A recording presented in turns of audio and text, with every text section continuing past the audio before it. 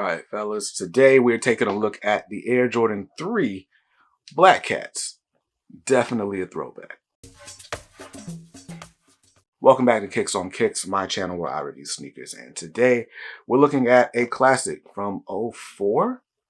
I think it's like when these originally came out, but we're looking at the Black Cat Air Jordan 3s. Now, we got two Black Cat sneakers. We got two Black Cat sneakers and two Pure Money sneakers. We got the all black Jordan 4s, which is probably the most popular of the two Black Cat colorways. Then we got the Black Cat 3s. And to coincide with those, we had the Pure Money 4s and the Pure Money 3s. I can't lie. I'm not a big fan of the Pure Money 3s, just like I'm not a huge fan of this shoe right here. Now, the Black Cat Jordan 4s, bro, a Black Cat, an all black Jordan 4 all day. But something about this shoe didn't really like vibe with me then and kind of doesn't now. But we're going to take a look at the shoe. I'm going to show you the packaging it came in. We'll talk legit checking indicators, like how you can tell the difference between this very new replica sneaker and the retail shoe from 20 years ago. But we're going to do it. Hey, we'll do it. We'll talk legit checking, and then we will get up out of here. But not before I give you a quick on foot. But let's go ahead and start with the bottom, from the bottom up, with the Air Jordan 3 outsole. I did go ahead and do the on feet already, so these might be a little dusty. But basically an all black Air Jordan 3 outsole, which is different from what we normally see. We usually see like a bit of contrast right here, but not this time around. Only contrast we're going to get is on that Jordan branding. Since this isn't an OG colorway, it gets Jordan branding and not Nike branding. And one thing I noticed is that this Jordan branding is like straight up painted. It's not like it's not a white rubber for that logo. So it's probably going to wear off and be black after a little while. But that's that. Let's move on to the midsole, where it's all black. A super flat black. Well, actually, you got like a flat black here at the bottom.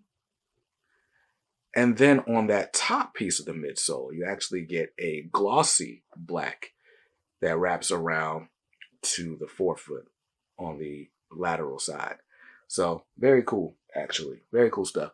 Now let's move on to the upper, because in my opinion, the upper is the star of this show. And we got, and the reason I don't really like rock with this shoe as much, I didn't then in 2004 when I was 13, or now, but it's all the contrast, all the different textures and materials that we've got. So start off with the elephant print in the all black configuration, which honestly is pretty cool. I like the black elephant print. That's pretty dope. No complaints there. My real issue with this shoe starts right here with this mud guard. And we got a patent leather mud guard on the shoe, which makes it super glossy, in my opinion, for no reason. There's no reason this shoe needs to be shiny like this. But let's move on to this sort of Durabuck or Nubuck upper. And it's a very like short Durabuck. It's not, you're not getting a bunch of movement out of this or nothing like that. But it's a suede or a Nubuck that won't get crazy ashy because of the type of material it is. So that's pretty nice. I like the Nubuck there. What would have really set off this upper for me was if this patent leather was just a flat black matte leather. That regular leather on this would have been all I needed. But anyway, also on the upper of this shoe, you can see you got like a sort of glossy, like enamel type Jumpman. We'll talk a little bit more about that at the legit checking portion. I do like the elephant print on the shoelaces. I probably still would, like if I was going for that all black, I probably would still swap them out for like the straight up black flat laces, but I do kind of like the contrast of the elephant print laces. And it's something you don't get on most shoes, but you got them on the Pure Money 3s as well.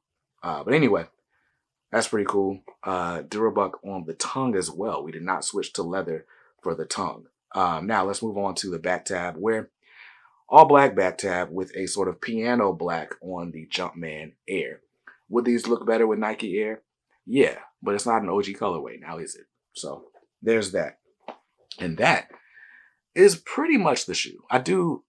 It grows on me, but the patent leather just keeps me from just loving it all the way. But Let's talk real quick about the packaging, which also, fun fact, is the legit check as well. So this shoe came to me in what is now considered the standard Air Jordan 3 box. Big red Jumpman on it. Uh, Air Jordan 3 Retro. Tag says all black, which that's false. I mean, it's true that the shoe is all black, but that's not what this tag would have said back in 2004 when the shoe released. And in fact, this is not the box it would have come in. This would have come in that box with like the chrome Jumpman, with like the bubble letters on the outside that like basically every retro was coming in. I have a pair of Flint 7s from 2006, 2005, 2006. The Flint gray with the purple Jumpman. It came in the same box as those. I should dig that. That's going to take me forever to dig that box out. But all you really need to know is that this ain't the box. If you get it in this box, it's probably fake. Also, it's a replacement box, not the original box. So there's that. Other than that, not a whole lot that we really need to do on legit checking. I will say that on this Jumpman, you can see it's kind of like raised. It's got like a curvature to it. You can't really tell, maybe just depending on how the light hits it. But on the retail pair, this like sort of plastic Jumpman was like straight up flat. Like it was plastic, but it was like a flat plastic, kind of like you would see on the Jordan 11, the Gratitude pair that just dropped. It's not a big bubble like on the flip Jordan 3s.